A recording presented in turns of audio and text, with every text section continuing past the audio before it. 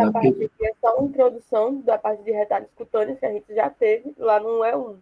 Que a gente sabe que os retalhos, eles são tecido, obrigada, Rui, são constituídos de pele e subcutâneo, e em alguns momentos eles podem envolver algum outro tecido, como a parte muscular ou fáscia. Ele vai junto com um pedículo, né, vascular, e esse pedículo ele vai ser geralmente superficial, no caso da cobertura do pé diabético, e ele vai acabar projetando uma cobertura nesses defeitos que vão ficar, principalmente naquela parte mole, e também se tiver alguma estrutura mais nobre exposta, como um tendão, um osso, quando não for tão grande, ou uma articulação.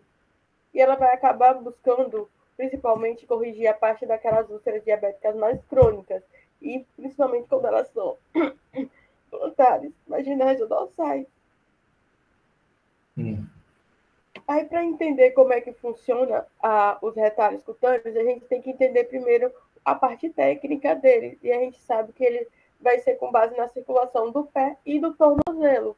Aí, para entender melhor, a gente precisa entender o angiossoma que foi descrito por Taylor e Palmer em 87, que ele fala basicamente que o pé é irrigado por 3 artérias. Tibial anterior, que ramifica. Tá gripado assim. Então bota alguém para falar aí para você, né? A artéria tibial anterior, que vai ramificar para dorsal.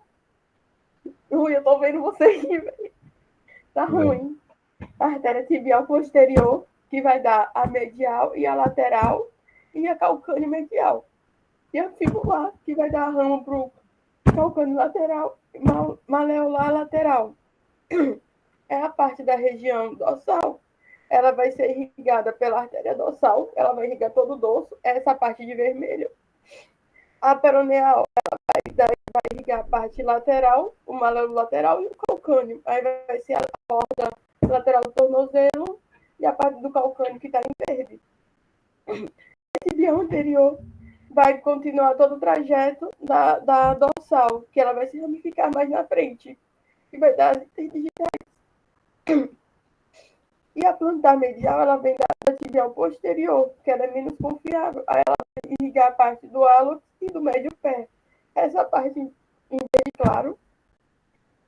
E a parte lateral, ela vai irrigar a parte do calcanhar, que é essa parte laranjinha, até o quinto dedo. E o calcânio medial e lateral, que está roxo e rosa, vai ser para tibial posterior e pela fíbula. Aí, a partir disso, a gente vai entender como é que a gente vai marcar as perfurantes em alguns retalhos de perfurantes e também entender a angulação dos retalhos de rotação e ver se o leito receptor é viável ou não.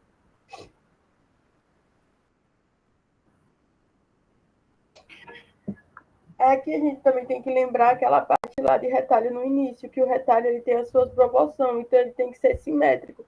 E no pé ele tem uma proporção de 2:1 ou no máximo 3:1. A gente também tem que respeitar a mobilidade, o arco, se o pedículo é um pedículo curto ou não, quando ele é pediculado, e se a parte que vai receber ele ela tem uma vascularização ou se ela é pobre na vascularização. E que essa parte doadora ela também não possa receber uma carga no pé diabético, porque ela já vai estar com uma lesão que pode ulcerar. Aí, recapitulando, quais são as indicações de retalho? Como na face, a gente já tinha comentado lá no início do E1, e aqui no pé diabético vai ser para cobrir as estruturas nobres, que vão estar expostas, e também as saliências ósseas e o déficit de irrigação, porque a gente vai levar uma vascularização. E a contraindicação vai ser a parte da a insuficiência da área doadora, se não for uma área que tenha um pedículo confiante.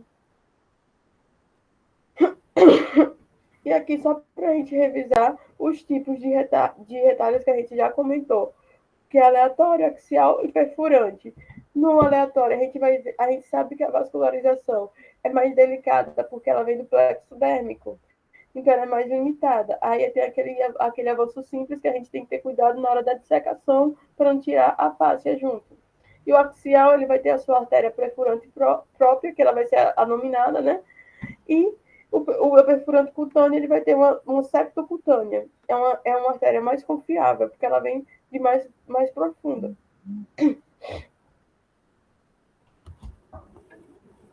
Que a gente, o livro ele dava um geral sobre os principais detalhes que a gente pode cobrir no caso de pequenas lesões, de úlcera, por exemplo. Na parte de uma lesão plantar, no calcânio, a gente sabe que a melhor técnica é o de rotação clássica, porque a gente vai fazer uma incisão circular naquele local e vai fazer a rotação até cobrir o efeito. Aí, geralmente, o fechamento vai ser primário e ele não vai precisar utilizar um enxerto de pele.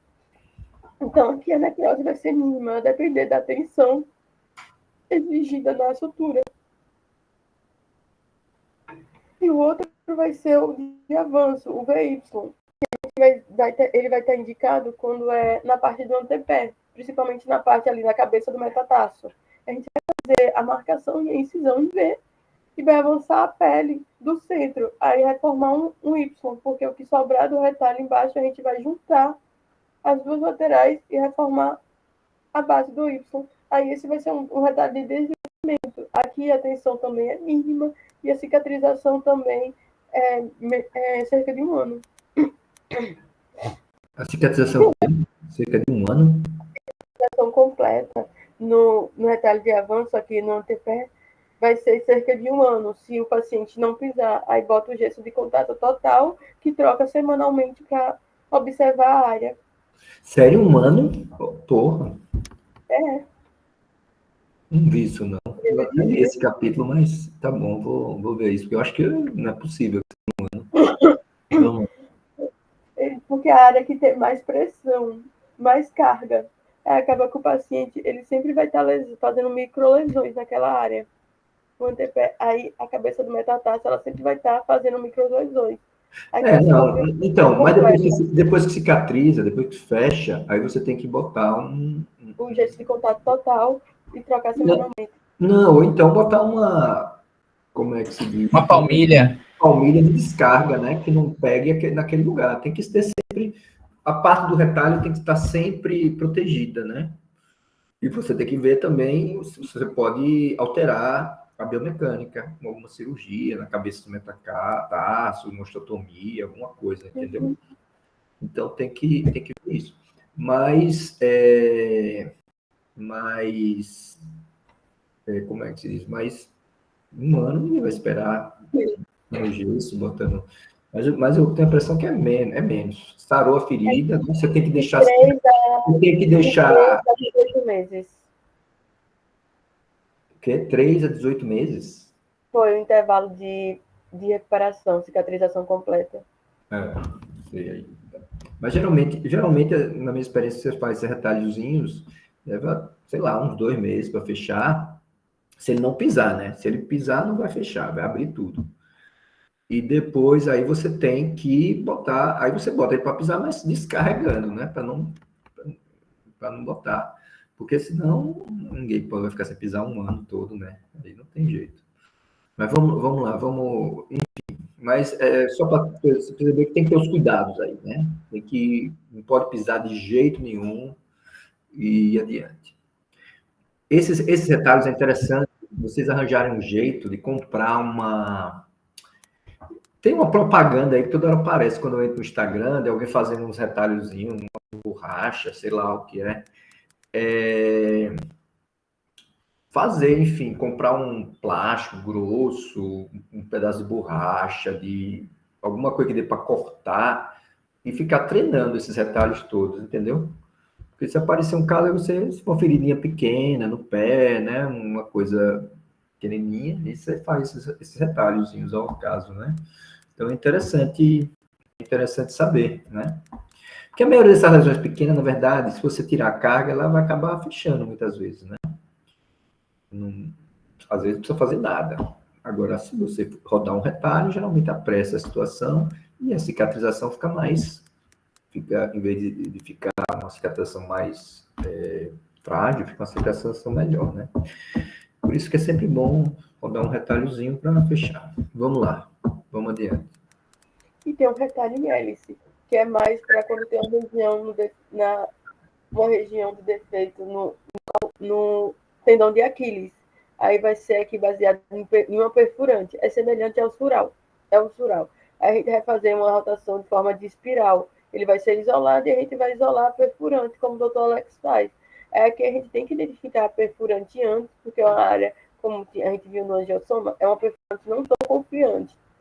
Não, não tão confiante. É aqui a gente entende que o giro é mais amplo e ela pode cobrir tanto a região do tendão como a região do dorso do pé. E aqui a parte ruim é que em algo precisa ser feito uma abordagem em segundo tempo. E tem o de transposição, que é semelhante ao de avanço. Aqui a gente também vai ser indicado na parte do calcânio.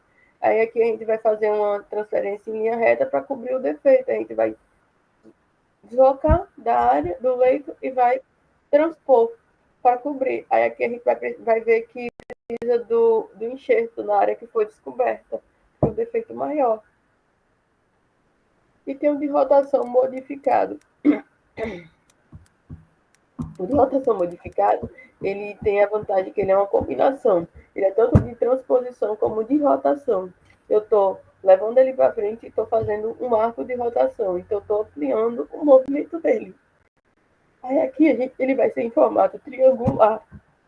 Aí ele vai ter esse arco maior. Aí ele tem essa vantagem de cobrir uma área maior, só que ele vai precisar, em alguns casos, de um desfolamento da pele ao redor para conseguir fechar de forma primária. E tem um retrato de Machado, que vai ser basicamente em úlceras do antepé também, ou para a região das polpas digitais. A gente vai fazer também uma base triangular, só que com pedículo mais estreito. Não tão estreito, porque é uma perfurante, ela é uma perfurante confiável. Aqui ela vai fazer uma circunferência e vai girar ele, porque ela vai manter a flexibilidade. Ele é mais estético e funcional, porque ele acaba permitindo o fechamento primário. E tem o VY oposto. A gente vai fazer 2 retalhos em V de VY. Eles vão se complementar, é como se fosse um duplo avanço. Só que eles vão na mesma direção. Aí a gente vai ter um fechamento com a tensão mínima também. E uma área de cobertura maior. Aí, só resumindo, quais são as complicações que a gente pode ter nesses retalhos cutâneos?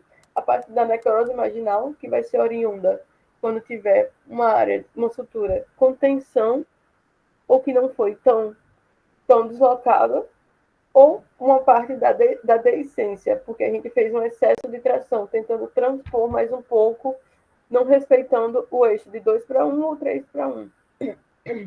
Ou a formação de um hematoma subcutâneo, ou a recidiva da úlcera, porque ela não conseguiu cobrir a ferida por inteiro, ou acabou tendo a deiscência. Vamos passar para o próximo.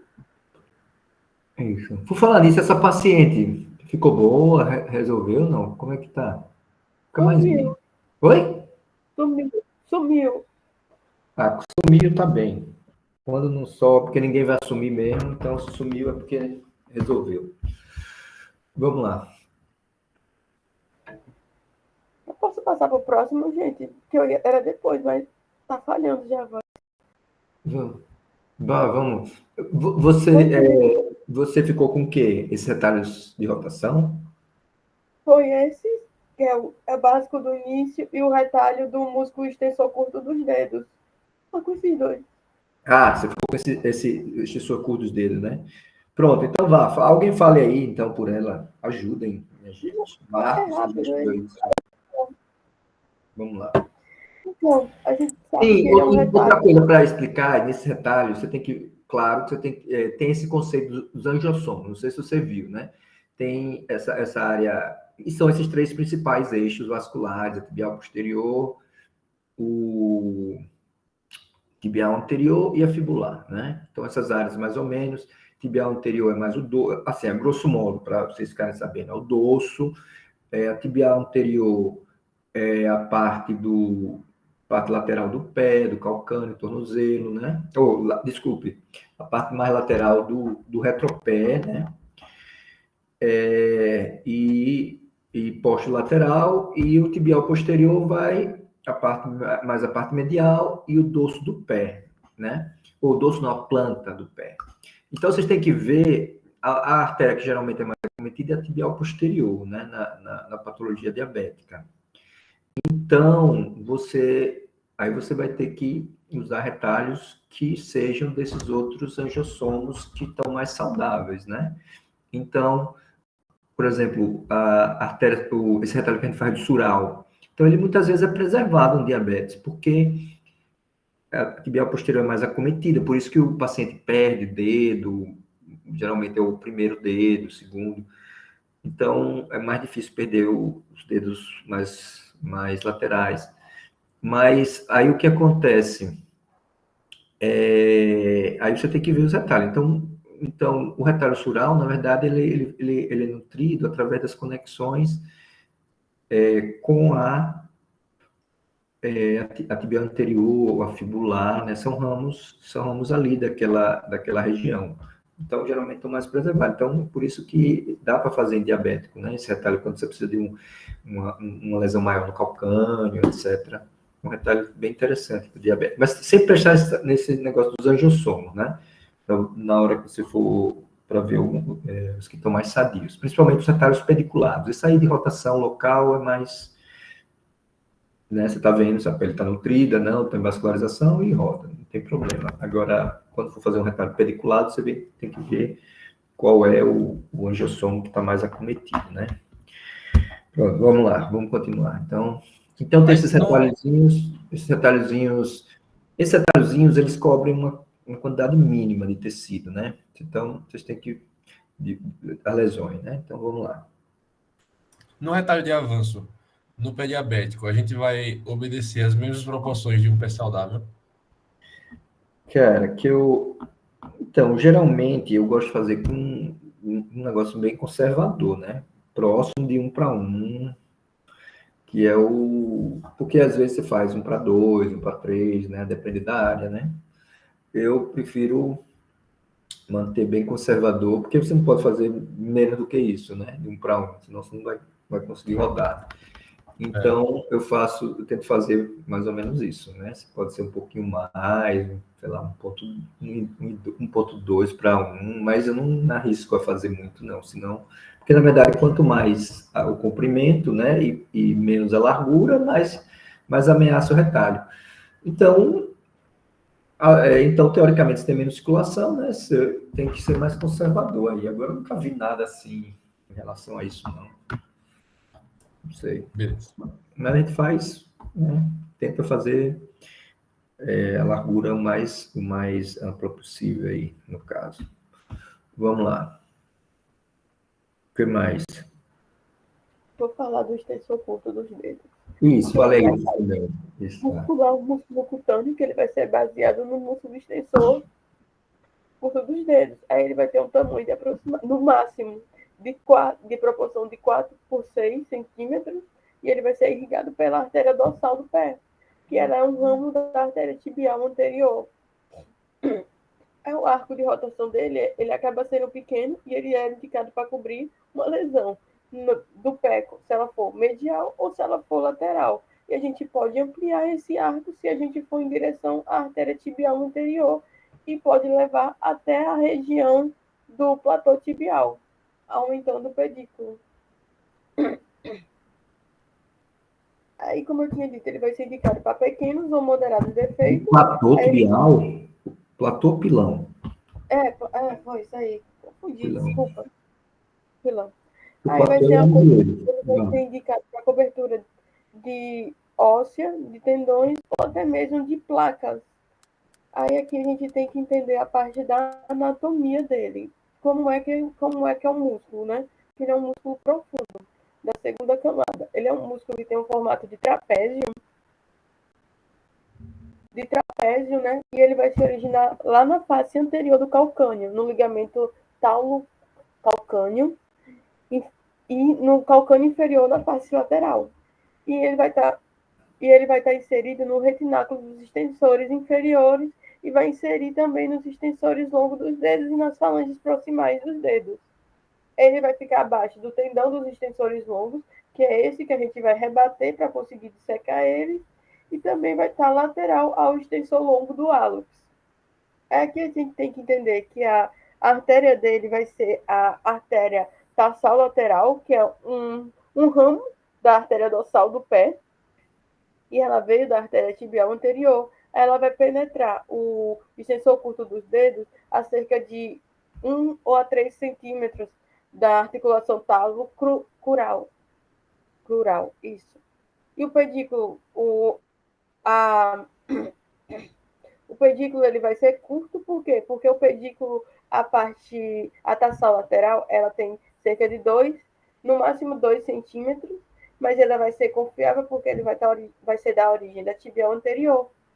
Aí ele vai ser inervado pelo fibular profundo, que vai vir do fibular comum, e o nervo ele vai seguir paralelo à artéria. Aí quando a gente identificar o nervo, a gente vai ir para medial para achar a artéria.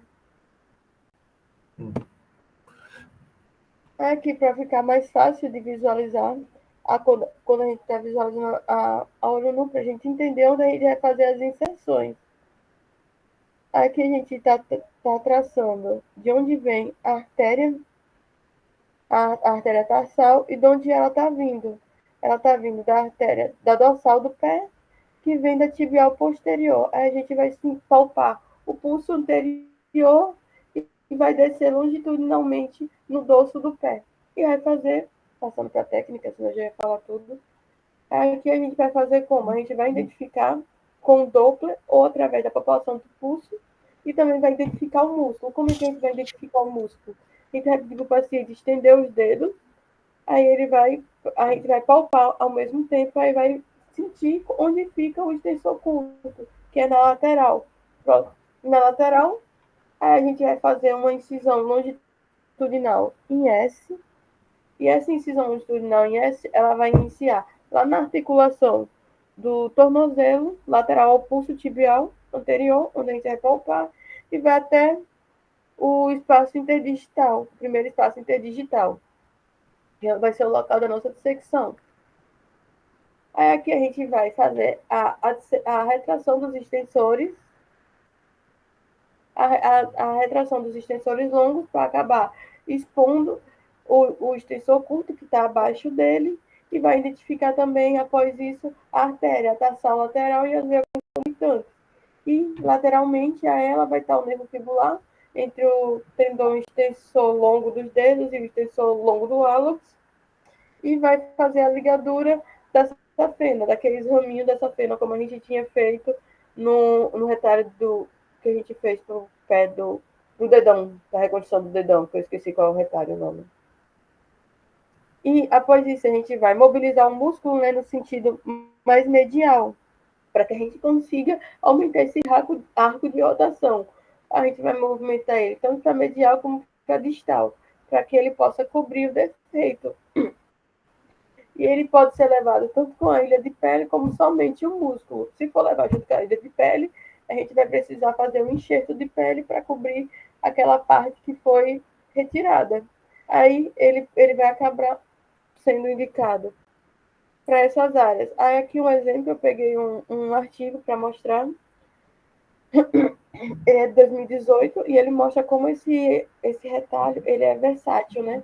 Ele serve tanto para parte mais distal do membro inferior, como para a parte mais próxima aqui da perna, do tornozelo. Aí a gente vai ver que aqui tem uma lesão por fricção, né? Que o paciente ele foi operado, aí ele levou só o retalho muscular e fez a cobertura com a ilha de pele. E aqui é após a cicatrização, a evolução dele, como estava. E no segundo é para cobrir uma placa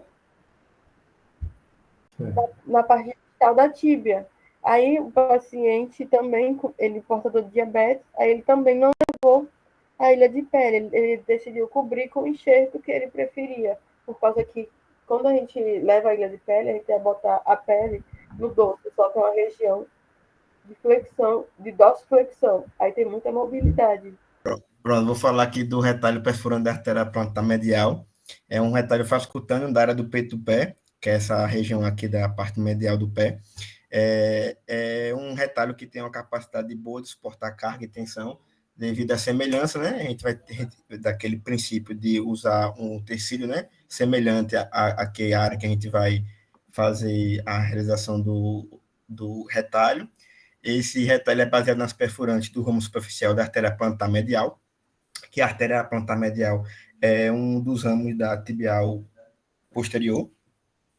Ele pode ser um retalho pediculado com fluxo anterógrado ou retrógrado, que eu vou exemplificar logo após. E as indicações são para a reconstrução de calcanhar, região plantar, do médio pé e do retropé. Então, é um retalho muito, muito bom, porque ele tem um arco de rotação bem interessante, e que, como é essa região do médio pé, do dorso do pé, não recebe carga diretamente, a área doadora vai ficar sem muitos problemas em questão de receber pressão, porque é uma área que recebe menos carga. Sim. Aí, aqui o esquema de como seria do fluxo anterógrado, seria vindo da parte proximal, né? E do retrógrado, que é o reverso, que seria da parte distal. Que seria o desenho, um esquemazinho de como seria o retalho. Aqui também mais um esquemazinho, só para entender a tíbia posterior, a plantar lateral, a plantar medial, e aqui seria justamente esse retrógrado com esse arco de rotação para a parte mais do médio pé, o arco de rotação do retalho. Exemplo esquemáticos. Aí esse retalho ele conta com 1 a 3 perfurantes septocutâneas, o tamanho do pedículo mais ou menos de 4 a 6 centímetros. O tamanho do retalho, eu achei esses dois diferentes na literatura, de 8 a 12 centímetros, de 10 a 10. Então, consegue cobrir feridas até de grandes, médios tamanhos. Ele também pode ser associado com o nervo plantar medial, e algumas orientações para o pós-operatório seria o repouso absoluto, o pé elevado, e a partir de 2 semanas, né, tudo isso em 2 semanas, e a partir da segunda semana começar a apoiar levemente com o apoio da fisioterapia. Não seria nada... Na verdade, você só apoia quando tiver tudo cicatrizado. Tá tudo sarado, pronto, aí apoia. Mas começa leve, né, aquele negócio. Mas enquanto ainda tiver meio aberto, e a gente não sabe, às vezes 2 semanas, 3, 4, tem que ver, né? Porque depende da circulação aí. Então, esse é um retalho importante, tá certo? Então, é importante vocês verem esses retalhos locais, né? Treinarem, como eu falei, rotação, não sei o que, ver, pegar algum modelo aí que vocês possam fazer, um plástico, uma coisa, para treinar todos eles, entendeu? Está na hora saber. Esse é um retalho muito interessante, né? Eu já fiz algumas vezes, nunca fiz muito, mas na última que a gente fez não deu certo. Eu já fiz um retalho desse para mão, para dedo, né? Para palma da mão, para ficar da mesma cor, principalmente para ser negro, né? Que você bota um enxerto preto na palma da mão, fica uma coisa estranha. Então, aí eu fiz um retalho desse negócio aí e ficou bonito, ficou a mesma pele. Enfim.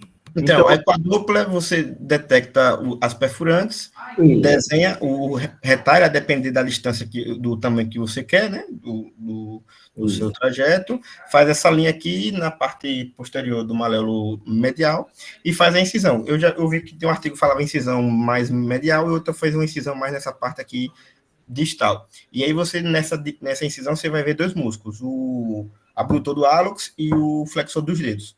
Então, entre esses 2 músculos que você vai fazer a dissecção e vai identificar os vasos do retalho.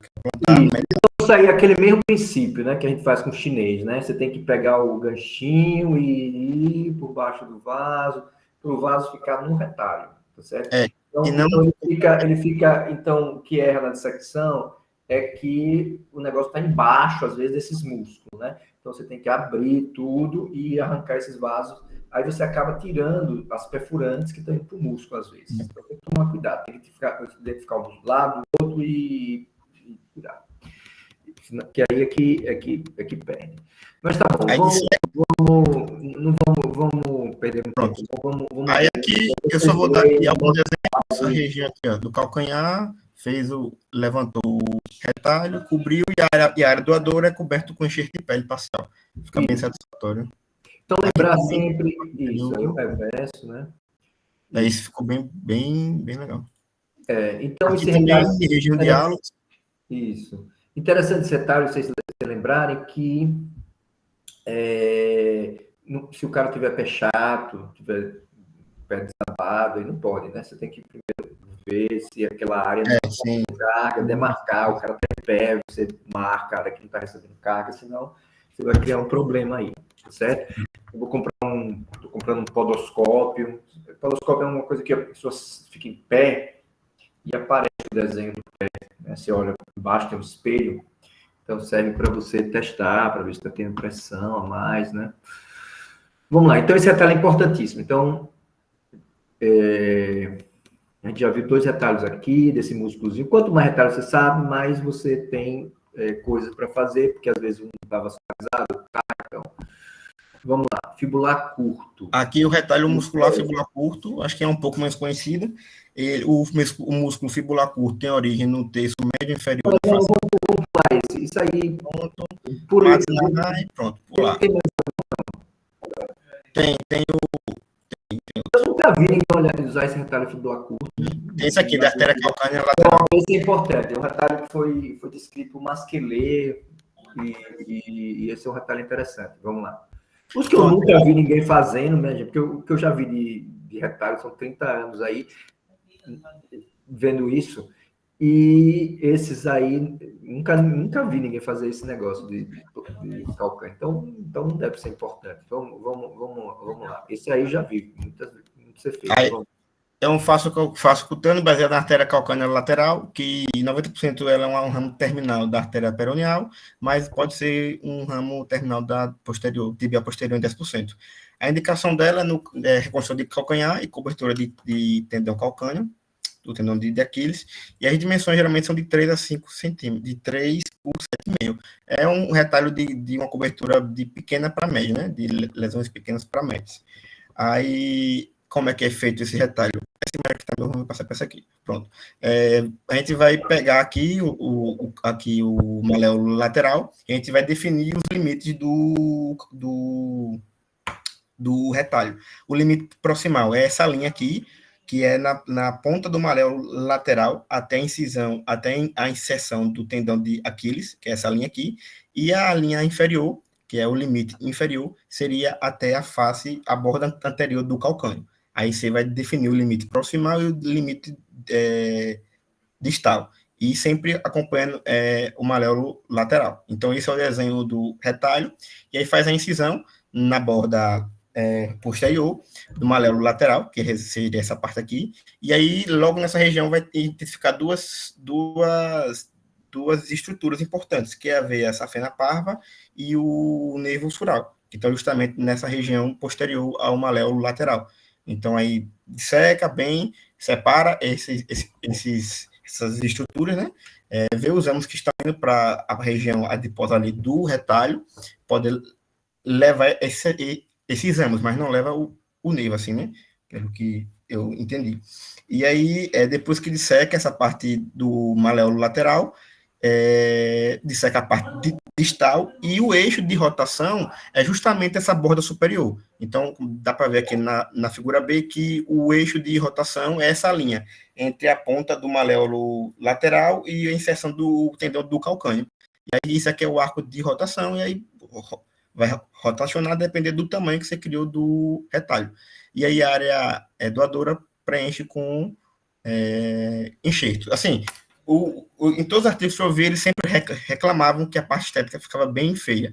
E aí seria a desvantagem do retalho. Aqui na figura 1 dá para ver que tem uma lesão aqui bem na região posterior do calcâneo. Aqui está desenhado o retalho, né? E aí ele roda aqui, ó, na 3 está dissecado e na 4 ele posicionado. Aqui mais um exemplo. Então é um retalho que é muito usado para calcânio, somente nessa parte posterior, porque às vezes tem poucas opções de usar outros retalhos. E na dissecção, é sempre subperiosteal, sempre acima do periósteo, na hora de dissecar. Isso, justamente para poder enxertar, né? Se você tirar o periósteo, você vai Perde. tirar o enxerto. Então esse retalho é interessante. Né? A gente usa mais, a gente tem usado mais muito o sural, né? O retalho sural, mas essa é uma opção aí que você pode usar também, né? Esse retalho. Muito bem. Então um retalho que eu não tenho, eu já ajudei algumas vezes alguém fazer, mas nunca fiz esse retalho não. Mas a gente pode fazer, estuda direitinho, vê, né? E faz aí. Tem que ter uma lesão bem específica, né? Ali no calcanhar, tá? É por isso que é bom saber,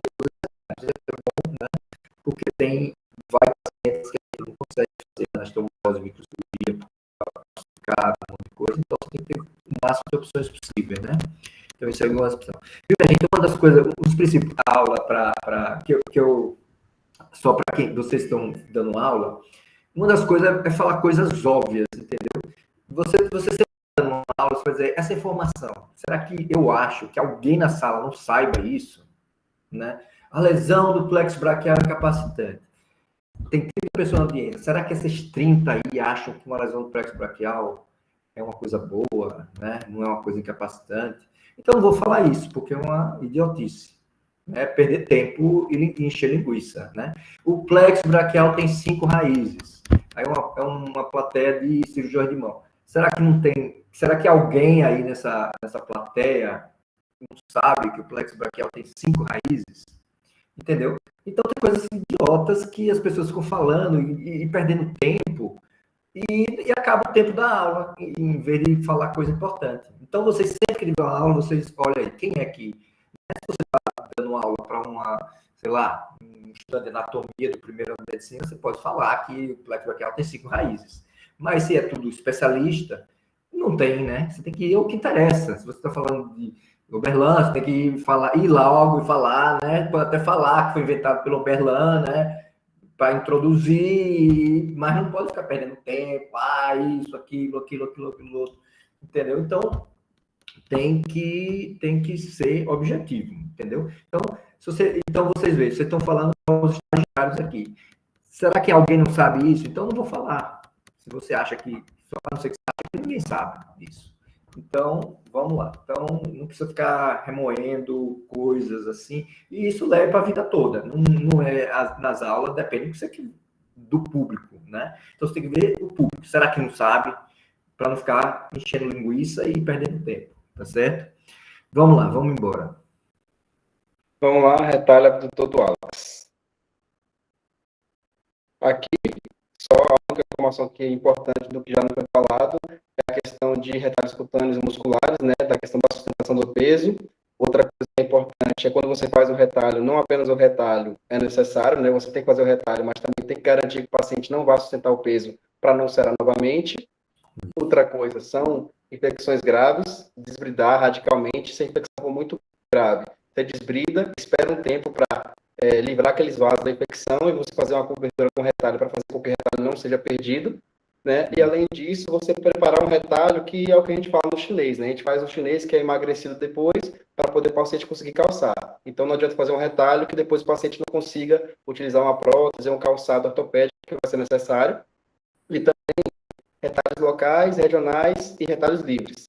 Nem sempre o paciente tem condições, principalmente o paciente diabético, que tem uma doença arterial obstrutiva periférica, ele tem condições de realizar um retalho livre. Então, às vezes, você faz um retalho regional para fazer uma cobertura, né, de defeitos que são um pouco maiores, tendo em vista que retalhos locais geralmente são defeitos pequenos, de 3 a 6 centímetros, em um pé que já está vascularizado. Certo. Então, só uma coisa importante no diabético é um paciente que não tem diabetes, às vezes a gente desbrida, faz o retalho, né? Mas um paciente diabético, você tem que realmente desbridar. Se tem infecção, desbride, né? Veja, faça. Às vezes você tem que fazer 1, 2 desbridamentos, como aquela mulher com dentro do calcânio, que tinha pus por tudo quanto é lado. Você não vai fazer um retalho, assim, né? Tem que estar tudo limpo, você vai, hiperbárica. Tem que ser bem,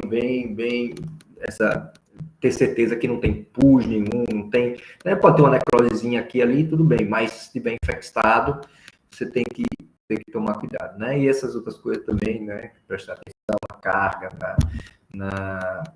como é que se diz, na carga e na aderência, né? Tem que ter. Vamos lá, vamos adiante. Deixa eu falar do... Vai. Agora, falando só do retalho, né, do abdutor do alto especificamente, é um retalho, né, que é baseado na injeção da artéria plantar medial, né, ali ramo da tibial posterior. Ele tem uma tripla inserção, né, ele tem uma inserção tanto, ele se insere, na verdade, tripla inserção não, ele tem dupla inserção, né, mas ele tem uma origem ali no calcâneo, só que ele se insere na cápsula medial ali da primeira articulação da tarsofalange e também na base da falange proximal do hálux, né. É um Matis Narrai 2, né, tendo visto que ele tem um pedículo ali proximal maior e 2 pedículos menores, né, distais, e isso traz para ele esse aspecto dessa vascularização dispensável, porque ele é um retalho que ele pode ser baseado tanto proximalmente, né, e tanto distalmente, porque ele tem contribuição também da parte do sistema dorsal, né, arterial, e também do sistema plantar profundo. Então, a partir disso, se você conseguir dissecar a parte proximal, você pode basear ele distalmente e, com isso, mudar o arco de rotação dele, porque ele tem esse fluxo também que é da parte retrógrada. E, além disso, é uma baixa morbidade, né, em virtude de os principais músculos dessa região aqui serem na parte do flexor curto. Então, a morbidade dele aqui é pequena. Aí aqui eu mostro ele, né, onde eu estou passando a seta em cima, e esse nervo aqui, né, o nervo plantar medial, que é um nervo que vai ter muita importância no momento da dissecção cirúrgica, e aqui está a artéria. Então, a gente já consegue ver a relação que ele tem juntamente com o flexor curto aqui dos dedos, e vai ser importante também na parte da separação cirúrgica. E aqui está um angiosperma, como o Duda já explicou.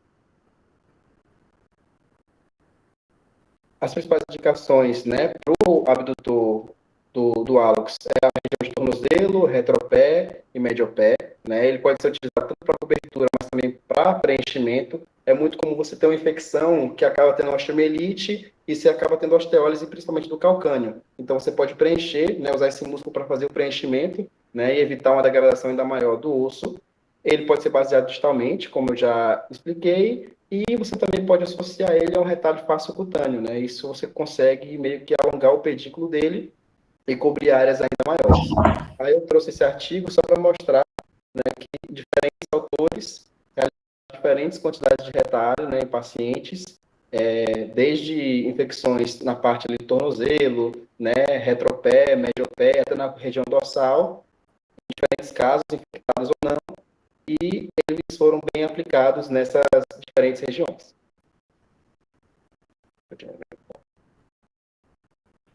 É interessante a figura no livro de Matis Narrai. Ele tem, assim, cada músculo, né? Ele analisou... Não sei se vocês têm esse livro. Acho que vocês conseguiram, né? Eu até acabei comprando esse livro lá nos Estados Unidos. Mas ele mostra o arco de rotação, as áreas que vai cobrir. Então, isso é interessante. Eu acho que eu mandei para ele esse livro aí. Visualmente isso, porque ele tem todos os músculos que ele pode chegar. Então, a gente tem que entender o que é que a gente vai cobrir com isso, né? Para a gente, quando ter uma ferida aí, a gente saber, não, isso é uma opção. Vamos lá, então, onde é que as feridas que ele cobre? Bom, a região... Mostra uns casos aí para a gente ver. Na parte do dorso, esse aqui foi um paciente que ele já tinha essa ferida nessa região, teve perfuração óssea, né, do calcâneo e o retalho rodado, né, tá vendo ele baseado aqui principalmente, é o mais comum de se fazer. Você faz toda a liberação dele e faz a rotação posterior, e aqui está uma série de 3 meses, né, após a realização do retalho. Aqui a parte da área doadora e aqui a parte da área receptora. Eu vou mostrar daqui a pouco. Fantástico. Ele aí esqueletizou bem o pedículo, né? Porque geralmente esse músculo a gente roda sem secar o pedículozinho, né? Mas ele secou e ele fez em ilha, né? Retalho em ilha com esse músculo, né? O músculo e levou a pele ainda. Então, muito bem. Muito bom o caso, né? Isso aí ficou até parecido com o plantar medial, só que sem sacrificar uma artéria importante, né? Que é a plantar medial. Mas ficou o mesmo efeito, né? Sim. Muito bem. Então, é os retalhos que a gente tem que olhar melhor, né? Quando tiver essas lesões aí. Porque agora o pessoal vai mandar um monte de casos lá para o USE, né? Que a gente criou um grupo aí e a gente vai Vai ter, eu acho que muitas coisas. Porque eles só fazem desbridar e largam lá, né? Então é interessante ver isso. Tá bom, vamos lá. Aí a parte da ilha de pedra, como você falou, é interessante porque é do mesmo pedículo e aqui foi a cobertura que eu falei, né? A cobertura óssea. Você vê que ele tira uma parte do calcânio aqui e você tem um retalho que ele consegue cobrir essa parte óssea. Isso. E o músculo é bom que preenche o espaço morto, né? Vamos lá. Professor, acho que o músculo é o que tá em A ali, ó. Volta aí. Ele tirou o músculo e tirou a ilha de pele do plantar medial, acho. Não, ele tirou tudo, tirou o músculo junto com a pele, né? Porque do músculo sai perfurante, eu acho que deve ter sido isso, né? Não sei. Eu acho que foi isso. Então, ele tirou o músculo e a ilha de pele, baseado na mesma perfurante. Isso, o perfurante vai do músculo para a pele, né? Da ponta medial. Deve ter feito um desenho, visto. Foi. Vamos lá. Esse outro caso, do mesmo artigo, já é uma paciente que já tinha uma infecção crônica de origem fúngica, né? Já tinha mais de 30 anos de infecção. Aí tinha uma área cicatricial que, após o tratamento, que está nessa imagem 2 aqui, nessa imagem aqui, estava uma ferida de 8 por 6 centímetros, né? E aqui está a elevação do retalho do músculo abdutor do hálux e rodando para a região da ferida, né? Tirou aqui, é bem próximo, então não teve muita dificuldade. Aqui está o pedículo. E aqui do lado ele já mostra a ferida também após 3 meses de cicatrização e pós-operatória.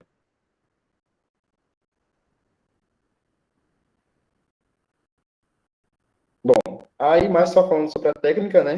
É interessante sempre vir com Doppler e fazer a marcação ali das perfurantes, né? Para você conseguir isolar bem, utilizar bem seu angiossomo, e aí você vai ver se você quer usar a parte distal ou a parte proximal, né? Tendo visto que você pode utilizar dos dois lados. Se é uma ferida para cá, você projeta, né, uma rotação para cá. Então é mais interessante você utilizar baseado distalmente. Se é mais no tornozelo, na região do médio pé aqui, ou até próximo aqui do maléolo, você já faz baseado proximalmente, como mostrei naquele primeiro caso.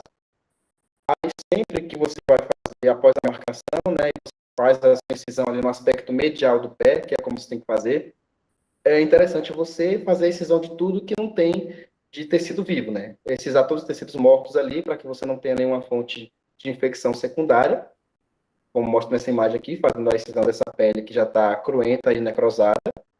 Depois disso, você vai fazer a separação do músculo abdutor do hálux, né, fazendo toda a ligação. Geralmente o pedículo está um pouco mais para distal, então você tem que elevar um pouco, né, para fazer a hemostasia na parte distal. Ele fala que você pode fazer hemostasia, mas tem que deixar pelo menos 2 perfurantes na parte distal. Eu não entendi muito bem a topografia da perfurante, mas eles falam para deixar o aspecto mais distal preservado em relação às perfurantes, quando você for fazer. E uma parte muito interessante é a questão da separação do flexor curto, né?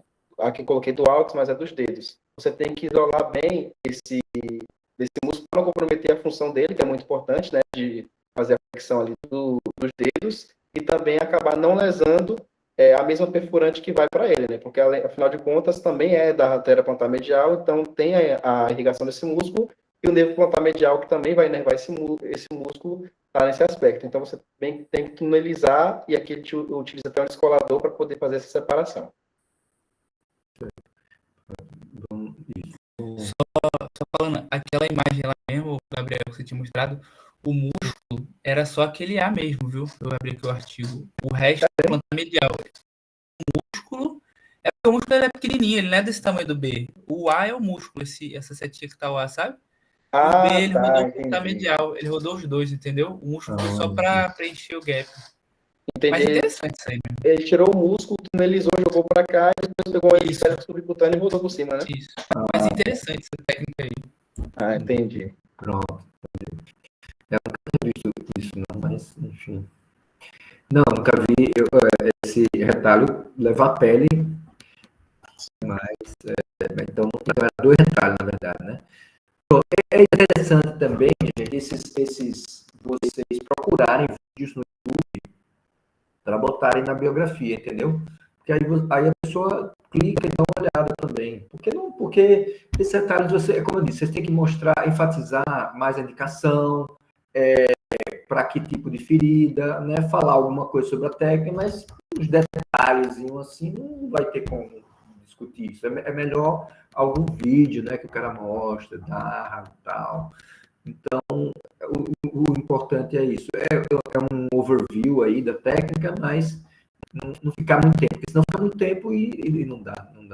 A gente já está mais de uma hora de aula aí, né? E ainda tem muita coisa para correr. Vou ficar 2 horas no máximo. O que mais aí? Diga aí. Você Tem um de outro é que mostra, né, ele elevando o retalho, as perfurantes estão principalmente para inferior e lateral, ou seja, mais para lá, né, para trás, não para o aspecto em direção ao hálux. A hemostasia eleva o retalho. Outro aspecto importante é você fazer uma secção da face profunda, como mostra ele aqui com a Max, né, fazendo isso para você conseguir alongar ainda mais o pedículo e conseguir rodar, aumentar o arco de rotação do retalho. E aqui no plano, né, você conseguiu fechar a área aqui primariamente, e aqui onde fez a cobertura, colocou um enxerto. Você vê aí é bonito, né? Ele fez ali, ó. Tá vendo? Vamos lá. E para finalizar, só isso, esses pontos-chave, né? Sim, principalmente utilizar o Doppler para avaliar essas perfurantes, anatomia vascular, para você acabar não utilizando, comprometendo outros músculos que se baseiam nessas mesmas artérias. E distribuir o peso, né? O paciente não deve sustentar peso até que os pontos sejam retirados, e depois disso você passar para um calçado ortopédico, porque é uma importante causa de necrose do retalho e também a perda ali do enxerto que você colocou, como eu mostrei, né, a partir de calçado, e a maioria dos casos que foram avaliados teve um retorno laboral em pelo menos 3 meses aí após a realização do retalho. E foi... Pronto, beleza.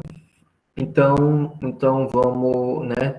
Como eu disse, tem que estar bem esperto aí para justamente fazer esses casos aí. Isso aí vai ter um monte de casos. É só você procurar, porque na verdade eles deixam esses casos tudo por segunda intenção, sarar por segunda intenção, né? E fica ruim, né? Muitas vezes, né? Então, a gente tem feito alguns casos acabam aparecendo lá no ambulatório, mas agora vamos no grupo, aí a gente toda segunda... O ideal era alguém passar visita com o Rômulo, né? Dia de segunda-feira. Eu acho que a Eduarda foi, não foi?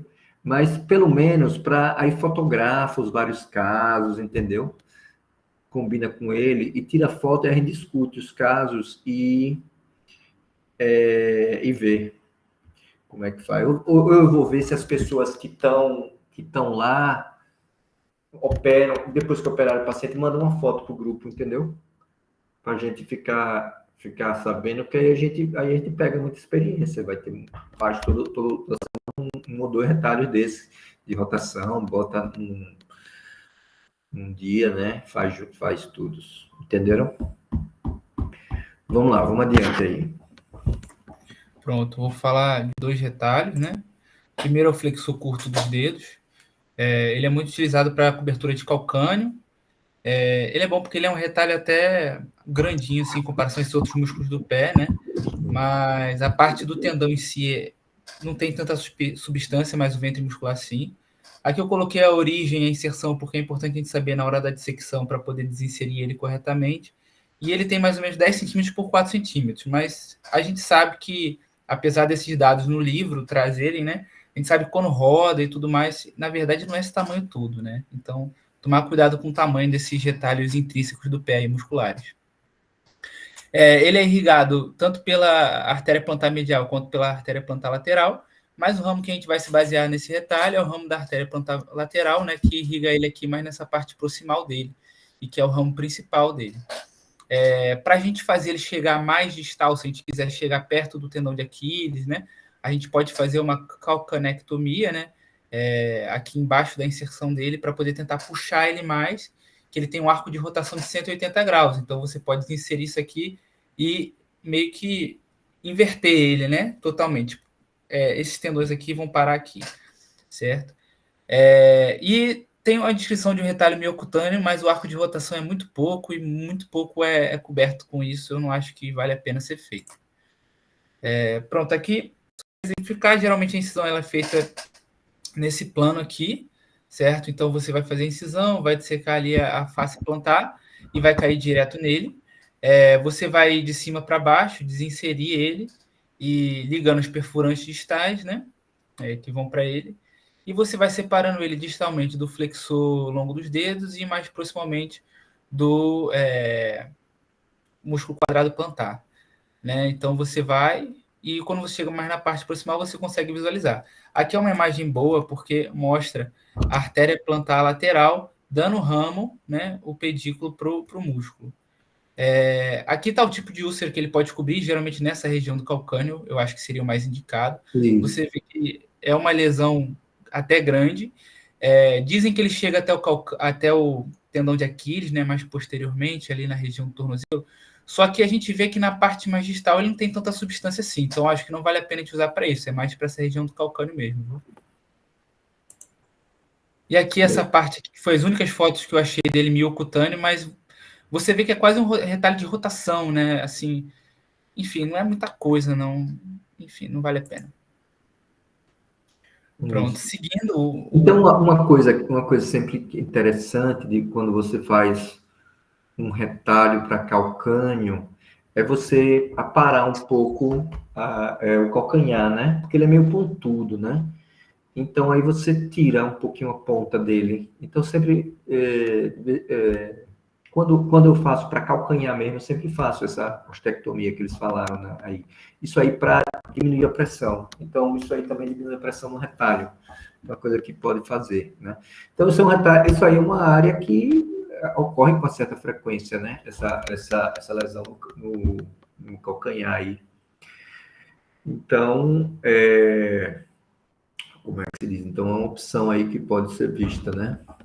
Pronto, vamos lá. Isso eu acho que é uma opção interessante, né? Principalmente quando é mais perto aqui da origem dele, né? Isso. Tem mais...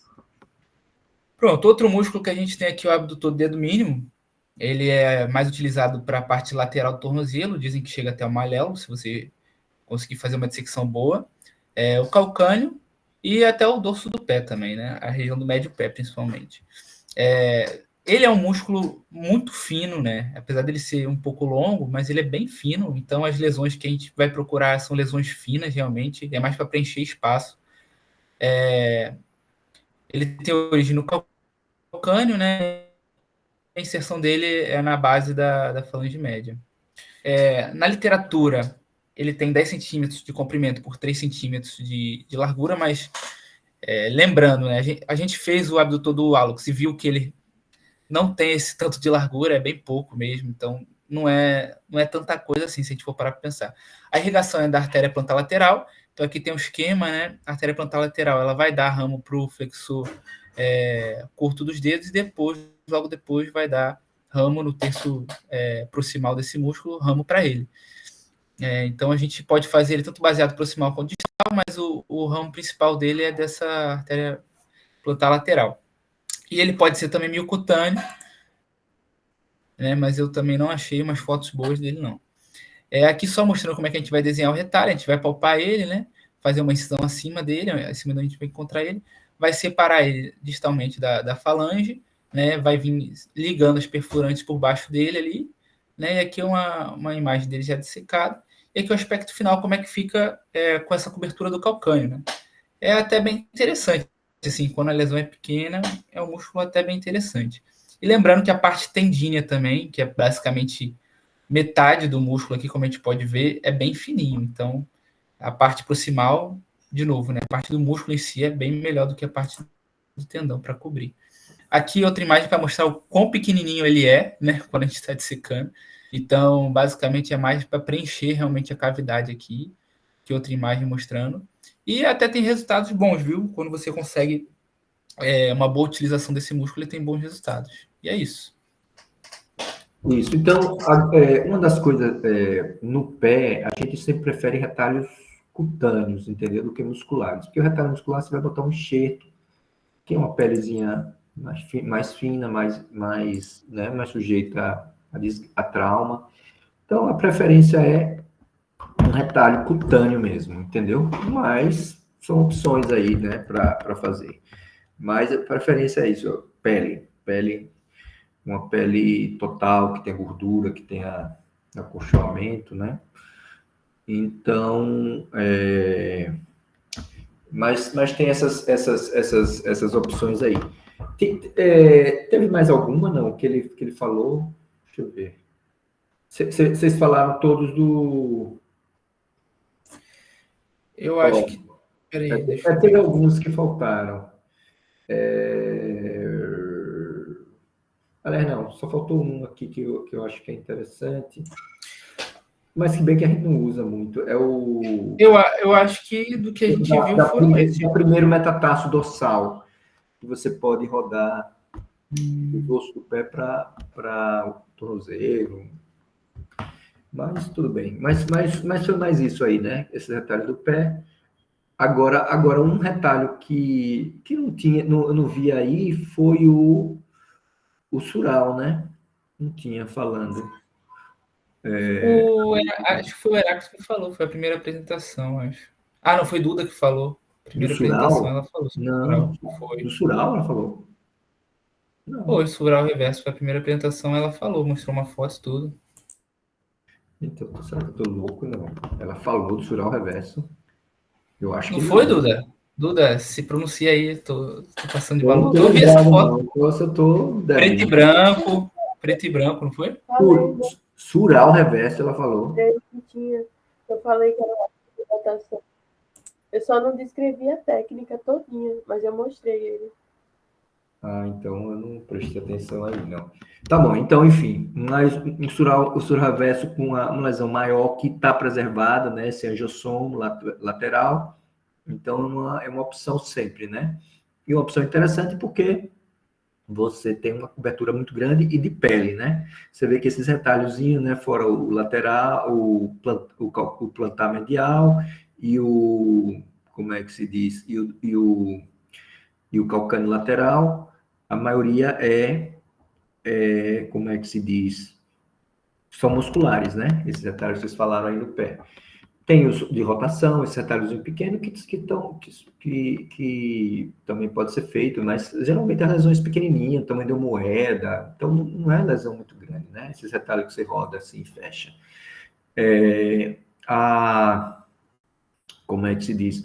Outro retalho, um dos que tinha aqui no livro do J.P. Hong, é o da primeira metatarsica dorsal, que é um retalho que você pode rodar um pedaço de pele do dorso do pé, ou para os dedos, para a região dos dedos, ou para a região do tornozelo. Então, não é muito usado porque a área doadora você tem que enxertar em cima do dorso do pé, então é uma área meio sensível, né? Pode ferir no sapato, então... Mas, enfim, tem esse retalho aí. E tem os retalhos... então para que chegue no pé, né? São esses mesmo, né? Porque se for para chegar no malelo, tornozelo, aí você pode ter os retalhos de perfurante da tibial posterior, da tibial anterior, da fibular, que você pode rodar, né? No eixo da artéria. Mas eles não chegam realmente ao pé, né? Eles chegam mais na parte do tornozelo, pode chegar no calcanhar, né? Na região do Aquiles. O sural é interessante que ele cobre não só o calcanhar, cobre também a parte dorsal do pé, né? Ele só não chega aos dedos, né? Mas ele, até o meio do pé, ele chega. Vamos lá, então agora a parte dos free flaps. E o enxerto de pele que tem colocado muscular, tem que ter algum cuidado diferente com ele também, né? Porque fica na sola do pé. Tem que cobrir o músculo que fez o retalho com enxerto de pele, certo? Isso. Pronto. Então, é isso. A aplicação para esse enxerto aí tem que ser diferente do que a gente faz normalmente. Tipo, a gente faz o brau, deixa 7 dias, beleza. Então a gente vai dizer para o paciente não pisar por quanto tempo? Isso que não pode pisar até tá tudo cicatrizado 100%, né? Não é, tá um pouquinho, porque quando você tem um enxerto, tem umas partes aqui necrose, umas partes, né? Ele demora um pouco até fechar tudo. Mas o paciente diabético tem que estar tudo fechado, tem que estar 100% fechado, não pode estar com curativo, nada. Aí depois, aí ele começa a pisar aos poucos, vai acostumando, né? A pele. E quando ele começar pisando, tem que ter descarga, sempre, né? Então, Processo. mas sempre só pode pisar quando tiver absolutamente tudo cicatrizado. Não pode ter nem um pontinho assim, vazão, nada, aberto, nada. Tá tudo É cicatrizado. por isso que usam muito o gesso de contato total também, né? Porque permite que o paciente pise mais cedo, né? O problema é que ninguém vai querer ficar fazendo gesso toda semana. Não, mas isso esse gesso, pode até fazer alguns para aprender, mas isso é uma coisa muito complicada, ficar fazendo um monte de gesso, né?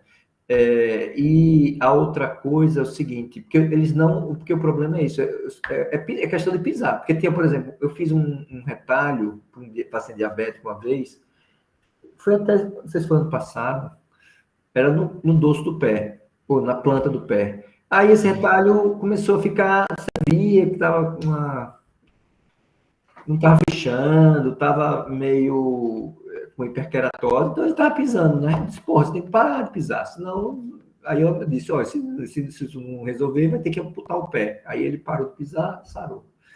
Então, como é que se diz? Então, o problema é a aderência. Se a filha não está fechando, é porque ele está pisando. Não tem outra explicação. Entendeu? Porque... E se pisar, qualquer retalho que você fizer e tiver pressão em cima, ele não vai cicatrizar, né? Então, essas escaras, essas coisas que você faz, tudo isso tem que ter descarga. Então, como é que se diz? Tem que prestar atenção nisso aí, né? Eu vou ver um mecanismo, passar um fio assim, de Kirchner na planta do pé, para ver se ele vai pisar com uma solução assim. Eu vou para os pacientes não aderentes, eu vou fazer isso, eu vou levo para o centro, deixo um pedaço de fio assim na sola, ele vai andar com o pé a meio metro do chão. Quero ver se ele vai enfiar aquilo. Vamos lá, é uma ideia que eu estou tendo aqui para esses pacientes. Vamos lá, vamos aos aí, sem mais delongas. Agora a gente vai falar de retalho livre. Vamos lá. Isso, vamos lá. A gente já tem mais familiaridade aqui, porque praticamente toda semana, no mínimo de 15 em 15, a gente faz um LT, por exemplo. Então, eu não me ative muito à técnica do LT ou à técnica do skip. Eu me ative mais às indicações e aos follow-ups que acontecem, né? Então, só falando brevemente do skip, comparando com o LT, é que ele tem uma pele mais fina, vou falar dele porque a gente não usa tanto.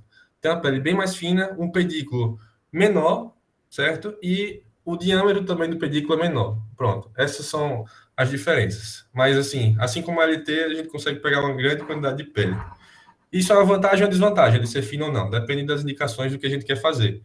Porque o espaço morto, por exemplo, que a gente não pode deixar, é uma boa a gente usar o LT, né? Porque a gente consegue levar músculo, enfim, e é mais grosso. Então, só para não passar em branco aí, comparando os dois brevemente. Agora vamos para o que interessa aqui.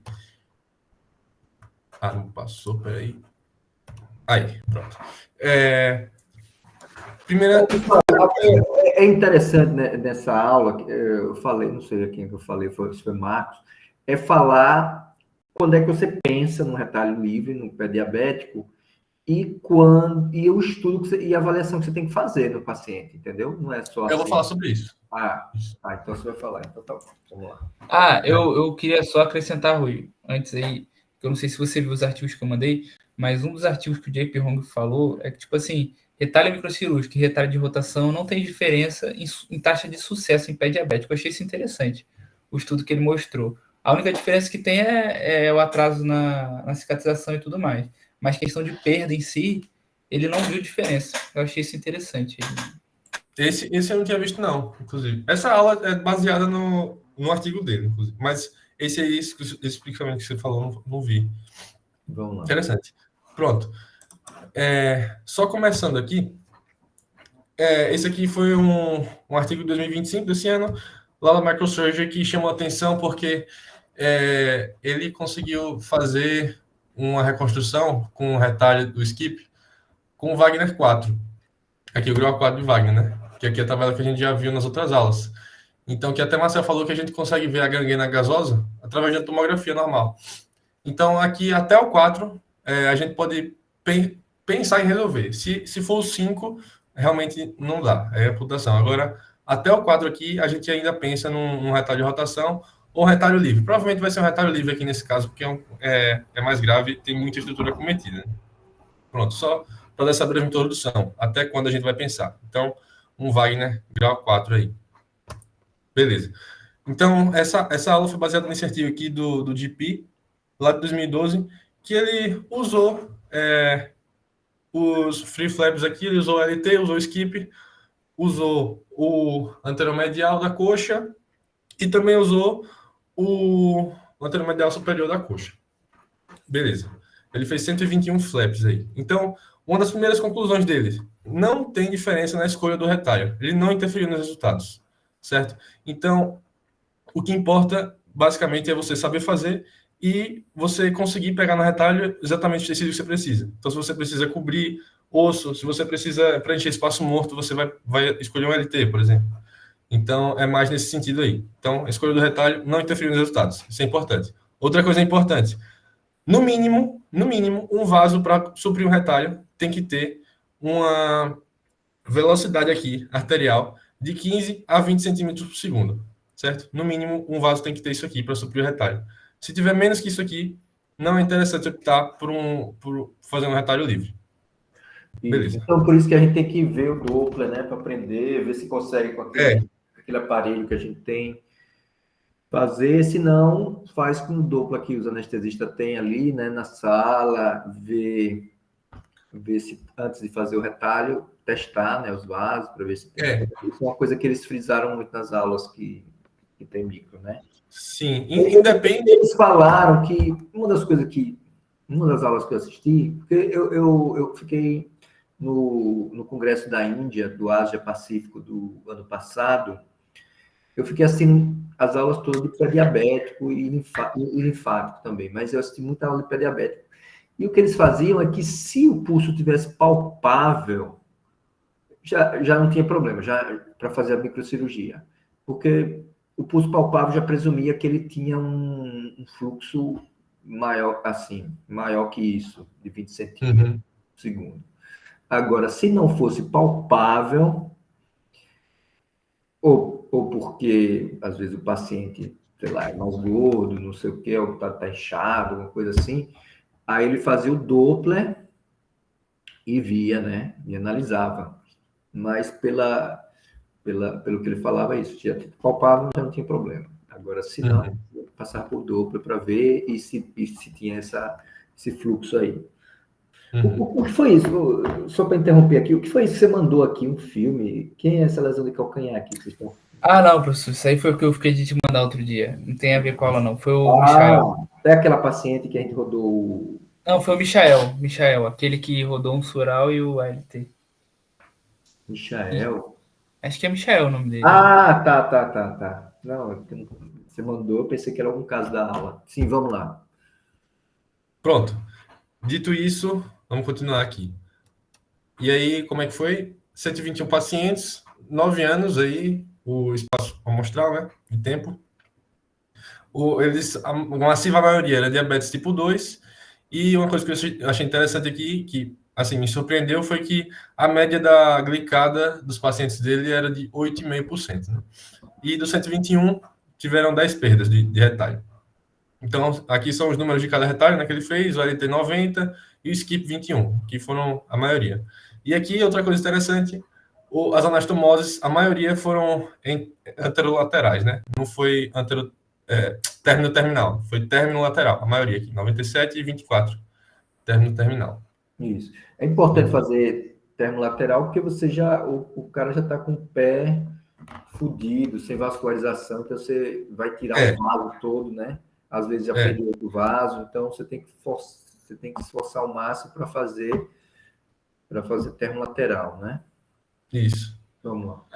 A justificativa de uma término terminal é que, assim, querendo ou não, o retalho traria outra fonte de vascularização mas ele teria que dar certo para isso acontecer, né?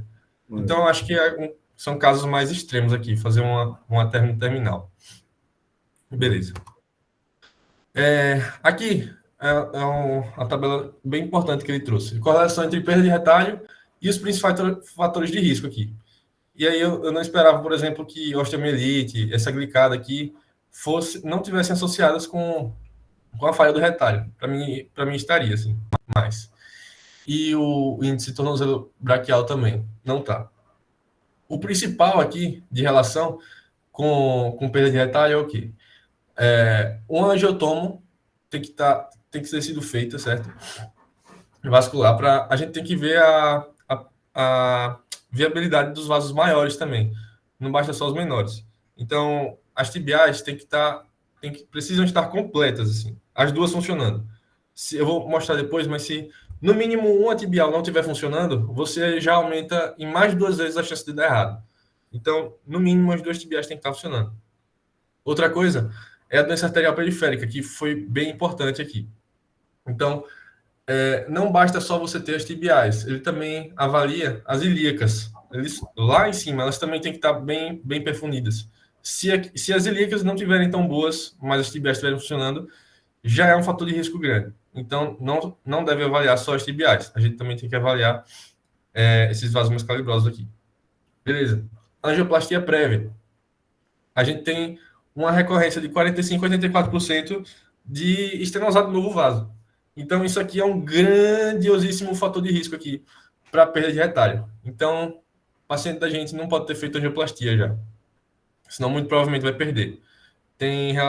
Os retalhos podem ser perdidos de 2 a 3 semanas depois que a cirurgia foi feita.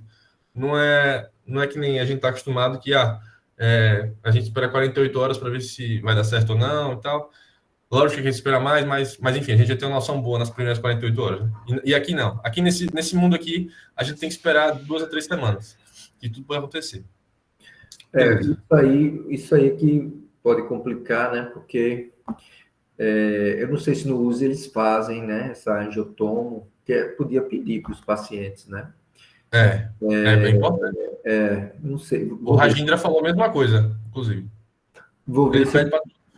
não, porque o ideal é saber, né, onde é que está, se tem obstrução na poplítea, mas a gente com Doppler, a gente teria como avaliar o vaso desde a femoral, né, até o pé, né, com Doppler, então é uma coisa que a gente pode fazer. Agora, na doença ilíaca, teria que ser realmente com a angiotomo. Agora, uma das coisas é que, se o vaso tiver um fluxo bom, provavelmente as ilíacas estão pérvias, né? Porque senão não teria Sim. Isso, né? Mas... É o que ele recomenda. Eu vou ver se o que a gente pode fazer, né? A gente tem que jogar com o que tem. Sim. Não tiver jeito, mas o Doppler eu acho importante, por isso que eu estou insistindo nesse Doppler aí para aprender. Outra coisa que está muito associada à perda de retalho, tipo, muito mesmo, é a imunossupressão. Algum agente imunossupressor que o paciente esteja tomando. Então, paciente HIV, o paciente que esteja com imunossupressão para transplante renal, enfim, já que a gente vai lidar com um paciente que é mais debilitado, né? Então, a gente pode ter contato com paciente imunossuprimido também, e aí não é legal. Tem muito a ver com perda de retalho. Agora, outra coisa que eu acho interessante esse índice, eu acho que é porque em trabalhos, um trabalho acha uma coisa, outro, não quer dizer que seja uma coisa absoluta, né? O trabalho dele, ele achou isso, mas possa ser que seja tenha outro e não tenha, né? Então, eu acho que é interessante esse índice braquial, porque aí ele vê também o grau da doença aterosclerótica, né? Isso. Então, eu acho interessante também avaliar isso, ver esse índice e anotar, né? É até meio contraditório, porque o índice tornozelo braquial é justamente para ver isso, a doença arteriosclerótica. Abaixo de 0,9 a gente já tem alguma lesão vascular ali. Então, se isso aqui, como é que ele diz que isso aqui não é importante, se vai ter lesão vascular abaixo de 0,9? Que ele está falando aqui, doença arterial periférica. Enfim, mas É porque o cara pode ter doença arterial também no membro superior, entendeu? Aí ele dá um pouco falseado, esse índice aí. Pode ser. Ele é bom para usar como triagem, mas não como determinação, entendeu? Mas eu acho que é o seguinte, você tem que ver, tem que avaliar o paciente como um todo, né? Tem que ver tem que ver o paciente, a parte geral, porque também não adianta, porque a anestesia também não é boa, não tem UTI, não tem suporte, então você acaba matando o paciente. Então o paciente tem que ter uma boa reserva, tem que estar bem compensado do ponto de vista de diabéticos, tem que, apesar de dizer que não, né, mas tem que estar bem compensado, tem que estar bem nutrido, né? Tem que estar em condições ideais para fazer um retalho, até porque para a gente conseguir fazer esse retalho, né? Com anestesia. Então tem que ter essa parte cardiovascular, né? Tudo avaliado, porque se ele tem doença arterial periférica nas extremidades, ele provavelmente tem no coração também. Então tudo isso tem que ser avaliado, entendeu? Então, na parte do coração, se ele tiver compensado, né? Tudo bem. Insuficiência renal também, se ele fez diálise, fez tudo, tá bem, né? Pode também fazer. Mas isso complica a nossa, porque aí vão exigir UTI, aí vai ser mais confusão. Então a gente vai pegar pacientes que realmente a gente compensa investir, né? Esse tempo. Então seriam. E tem muito paciente que tem diabetes e tem muito pouca doença aterosclerótica, né? Porque tem mais microangiopatia, né? Que a doença pode ser dos dois tipos. Então, o grande problema para a microcirurgia não é nem a microangiopatia diabética, é a aterosclerose, que a gente tem que avaliar, certo? Então a gente tem que ver se tem calcificação, Doppler, no raio-x, né? Essas coisas. Vamos lá, vamos adiante. Pronto. Então, aqui eu coloquei, como eu já tinha falado, né? Mas aqui eu coloquei o quão isso aqui vai impactar. Então, um ou menos artéria maior intacta, 2 vezes mais chance de perder. História de uma mais angioplastia, 17,6 vezes mais chance de perder o retalho.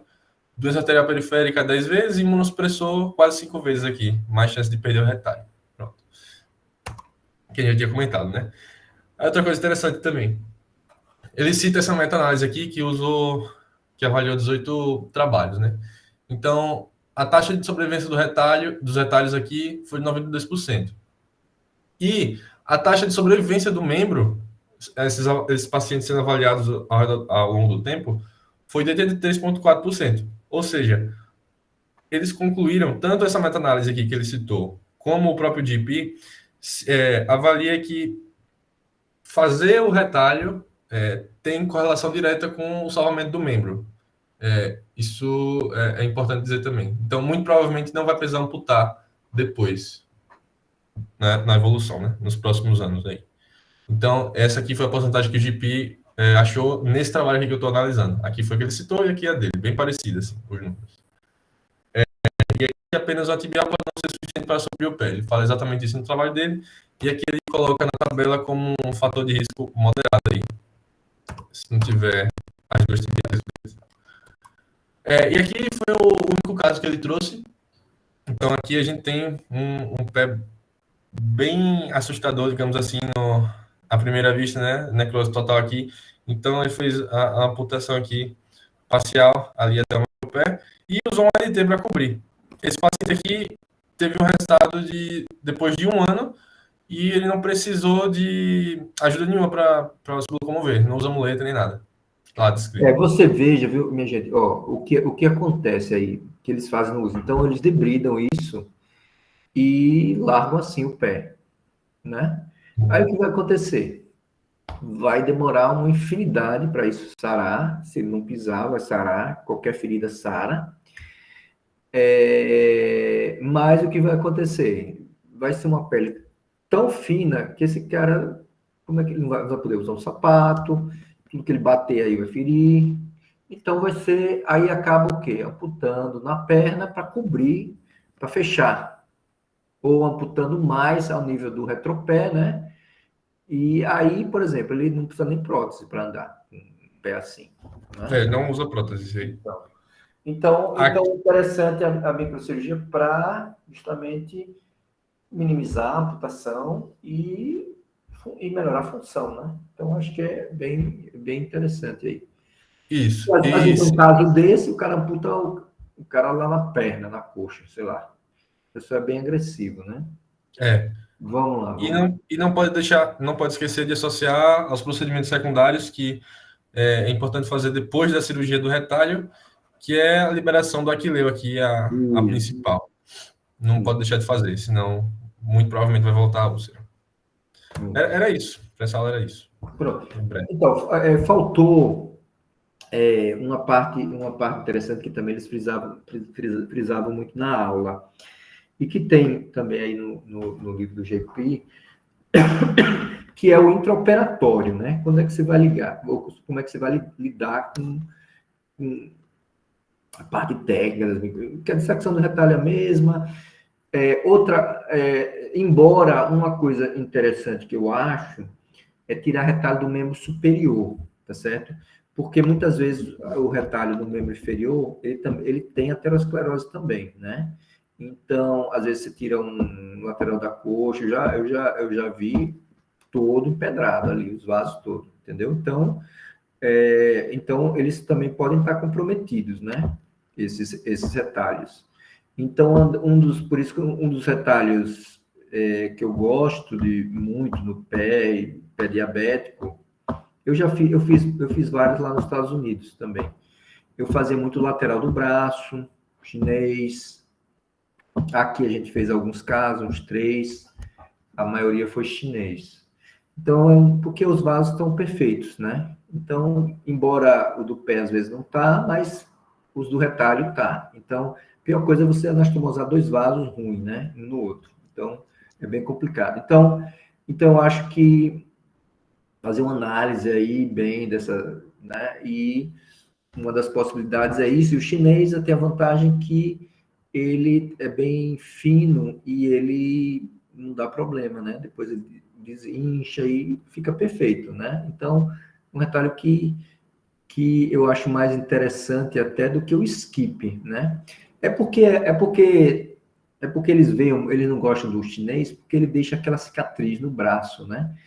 Mas o cara tá fudido, vai amputar o pé, ele tá lá ligando se tem uma cicatriz no braço, então são prioridades, né? Então, eu não acho que o skip tenha nada a oferecer em relação, por exemplo, um retalho chinês, né? Essa questão dos vasos ruins do LT. Eu lembro até que a gente teve um caso que eu até pedi para filmar os vasos, assim, eram bem calcificados no LT. E nesse mesmo dia, nesse retalho, eu lembro que a gente pediu para a Raquel ver ver como é que estavam as tibiais com ultrassom. E ela viu, não, as duas estão ok aqui, estão funcionando. Beleza. Então, eu acho que deve ser por isso que ele pede para avaliar as ilíacas também. Porque se as ilíacas tivessem calcificadas, muito provavelmente o LT, os vasos também iam estar calcificados. Pode ser. Então, deve ser por isso que ele pede para avaliar as ilíacas também.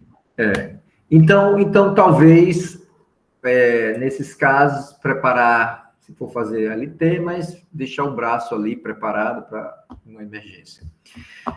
Então isso é interessante. Então, deixar retalho membro superior ou membro inferior, que eles também podem estar ruim, né? E a outra coisa são os vasos, né? Porque você muitas vezes você vai ver o pulso, tá no Doppler, o pulso, né? Sei lá, o som tá bem forte e tal, às vezes você palpa lá, e você chega, ele tá todo calcificado, né? Então, aí, o que é que você faz? Então, os cuidados que você tem que ter com as anastomoses nos vasos calcificados é o seguinte. Então, como ele recomenda, fazer anastomose termolateral. Então, você vai...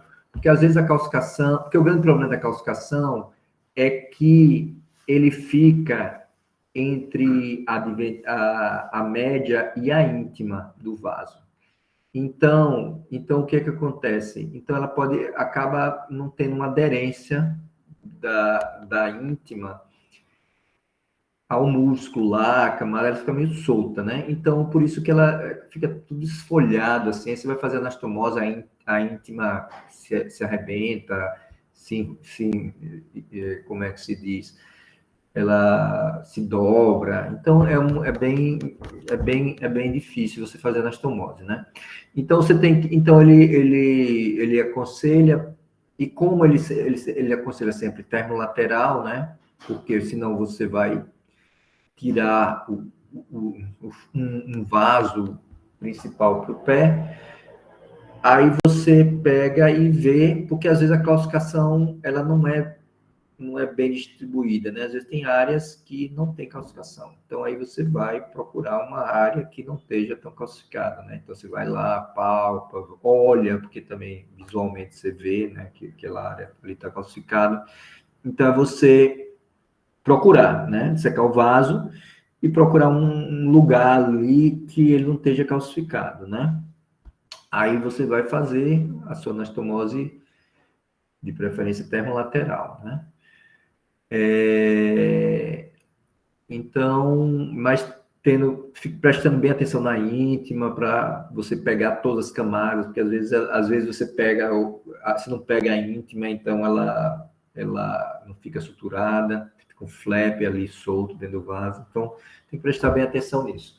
A outra coisa, principalmente, isso aí é principalmente quando você vai fazer anastomose término lateral, terminal, né?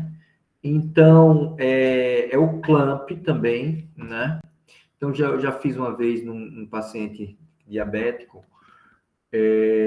Então, o clamp, ele, na parede do vaso, ele esmaga ali, e ela está calcificada, então solta um pedaço da parede. Então, o clamp é muito traumático. Então, às vezes, eu fiz em alguns pacientes, só botando o garrote. Botava o garrote, e fazia anastomose, depois soltava o garrote, né? Sem clamp. Então, é uma coisa que pode ser feita também, quando o vaso...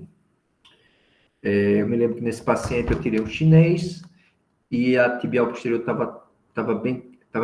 A tibial posterior estava boa, a tibial anterior, eu acabei fazendo uma terminal na tibial anterior.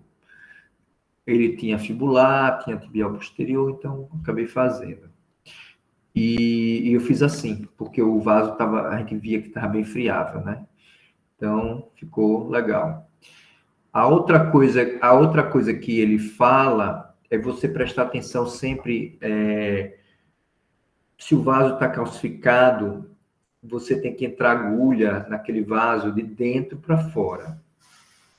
Porque senão, o que acontece? Se você botar de fora para dentro, você vai empurrar a calcificação, vai soltar tudo, né, para dentro do vaso. Ele vai, como é que se diz? Vai levar as coisas que não prestam para dentro do vaso, vai soltar cálcio, vai soltar íntima. Então, ele vai botar sempre de baixo para cima, né? Então, aí você vai no vaso bom, né? Então, esse caso que eu fiz mesmo era um chinês, que os vasos estavam perfeitos, e o outro estava ruim. Então, eu passava sempre a agulha do chinês, entrava de fora para dentro do chinês, e de dentro para fora no outro retalho. Entenderam isso? Estão entendendo? Não. Para não justamente... Então, é uma maneira de você fazer anastomose. Sempre que tem uma calcificação, você vai do vaso menos calcificado, menos estragado, para o mais estragado. O mais estragado você evita pegar de fora para dentro, né? Então é isso. E agora, e o que acontece se os dois não tiverem bons, né? Por exemplo, os dois têm calcificação, aí você vai fazer aquela anastomose, e aí o que você faz? Algum vaso você vai ter que pegar... Coloca o enxerto, né? O enxerto. Aí você bota um enxertozinho só, na verdade, você poderia até fazer, né? Boca a boca, mas para você fazer essa técnica, né? Você teria que botar um enxerto para justamente poder pegar, sempre entrar no vaso calcificado de dentro para fora, né? Então tem que ter sempre esse cuidado. Prepara um looping também. Oi? O looping também, a mesma técnica. Isso. Pode ser também para ocluir o vaso, né? Em vez de clamp, um loop. O que você está fazendo? Um loop o quê? Vascular? Que você tá falando? Fazer um tipo um shunt. Ah, sim, sim. Aí então faz isso. E a outra coisa, deixa eu ver. É ter esses cuidados, né? Então é um vaso ruim, mas você tem que trabalhar com o que você tem, né? Então, saber que a técnica tem que ser mais precisa por causa disso, né? Então, tem que realmente fazer, secar o vaso, secar tudo. Tem, eu desisti de retalho porque estava tudo calcificado e a gente, né, às vezes está mas você entra lá e tá ruim. Teve um paciente recentemente que estava também calcificado, mas acabou dando para fazer. Então é isso. Então é tomar cuidado com isso, escolher retalhos muitas vezes do meu superior e como é que se diz, tomar esses cuidados na confecção do retalho, né? Tomar cuidado, claro, tem que estar tudo perfeito, não pode ter infecção, né? Infecção nenhuma, tem que estar tudo vermelhinho, granulado, etc.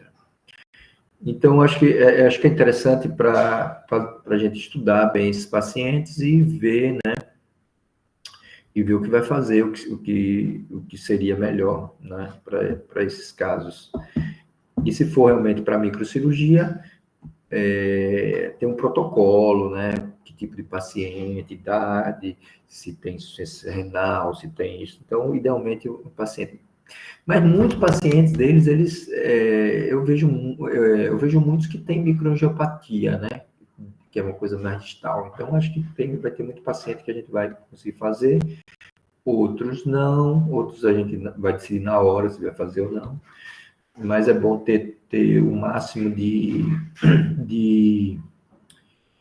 dados aí, né? Justamente para não perder tempo e isso com esses pacientes.